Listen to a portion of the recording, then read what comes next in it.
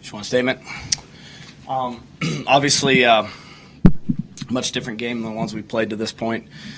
Give TCU a lot of credit. The young man that started for them has been one of the best pitchers in the Big 12 for a number of years during his career, and he's fought through some injuries, and he pitched a really fine game. His breaking ball early in the game was really sharp. He was throwing it for strikes. He threw it frequently, and he was competing his tail off. He was more competitive pitch to pitch than we were able to match him. So hats off to Jared Janczak. He went out there and did what a kid who's proud and strong member of a program does, and he gave his team what they needed. You know, we weren't sharp. There was too many mistakes made. That's on me as a coach. I didn't have the kids as ready to play as I should have, and we'll work on that. I'll work on that, but I do appreciate the effort very much. I thought the way Noah Seifert came in the game, middle relief, was key for us. It gave us a chance to get back in the game. We responded. Cade hits a grand slam, and next thing you know, it's 6-6, and you got a chance to try to make a push. As the home team, you feel pretty good there, but we made a mistake or two here and there, and then to their credit, they banged the ball around the yard and spread it back out at the end. So got a good team. Told the kids that. Can't let one game or a mistake here and there make you let self-doubt creep in. Conference tournaments are challenging, and sometimes a game like that's part of the conference tournament experience, so we just have to move past it quickly and get ready to play those guys again later tonight. Even with the loss, what is it like to see Cade kind of break out of the hitting struggles he's had? Well, it's good because he had a really tough night 2 nights ago, and so he went to work on his game yesterday. So that's positive. You want to see kids bounce back, and that's part of growing. It's part of what baseball teaches you to do, and that was good to see. That was a good moment for him. I wish it would have led to a win, but nonetheless, he can feel good about it. When you have a team of power hitters like that, what is it like to kind of balance between you want him to swing at the ball, but you also don't want him to get in that danger of striking out too much? Well, we've chosen not to dwell on that all year long. We're not going to start now. You are the team that you are. You have to make good decisions about which pitches to swing at.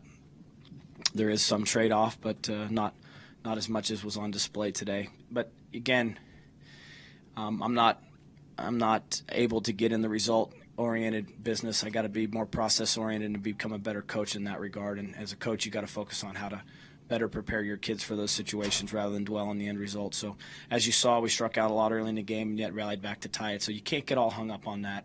You just got to prepare your players, do a better job as a coach, which I will, and empower them to think clearly and be confident in what they're doing. More in the big picture, I mean, even with the results being what they are today or later on, you guys are in good shape to be playing at home next week. I'm curious how special it'd be to have kind of one last postseason run at Alec Reynolds, given that last year's stadium there. Well, that would be special. There's just no doubt about it. You hit it right on the head.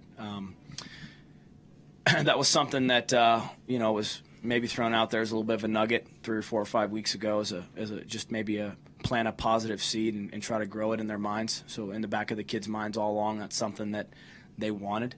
Again, we've talked about it. I don't usually get too far ahead worrying about things like that and talking about it because I've always believed that the good teams and the ones that make it the furthest are the ones that focus on the now and not get caught up in things like that. But that would be a great reward to this particular group of kids if that happens. There's some real special people on this team, which you're watching Colin Simpson do. He's the best power hitter that's played here in quite some time.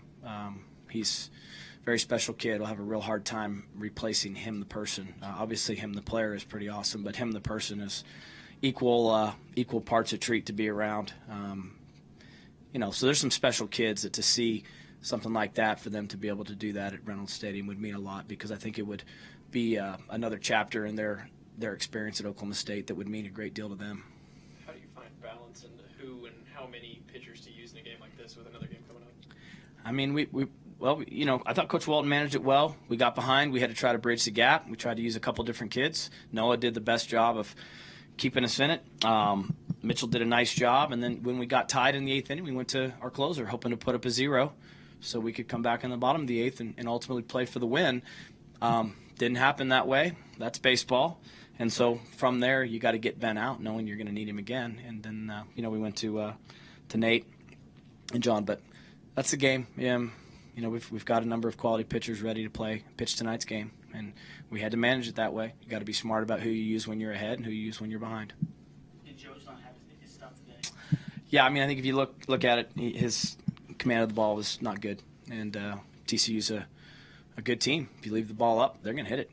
They're a very athletic team. TCU's an excellent team. I believe that. I said that 6-8 weeks ago, whatever it was when we played them in Fort Worth. I said that's one heck of a team.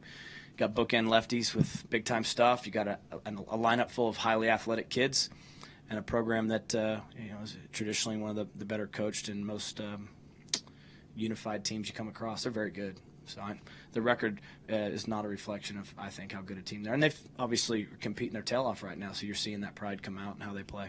What kind of comparison might you draw to what they have to accomplish now coming back after a loss like that to something like, when you had that series against Tech, but then you sprint to the finish line of the regular season? Yeah, you don't get too caught up. This is one game. I mean, we've been playing really well. This is one game. You don't overreact as a coach. You take the moments that are teachable and you correct them. Keep the kids positive with each other and not overreact. It's just how we've handled it all along. And to the kids' credit, they don't overreact either. And that's what I like about being around them. They were still believing in themselves down the stretch there. But, again, you play this tournament to win it. You play it the right way. You play it aggressively, and you play it.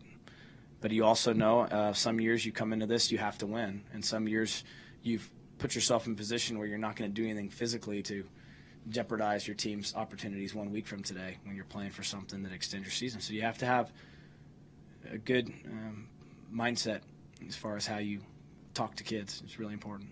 What do you guys do from now to the start of your next game? We'll go shower and feed the kids and let them kind of reset their minds, and then we'll get ready to come back over and play again. This is great training for next weekend because doubleheaders are a possibility in the regional setting, and they are not physically tired.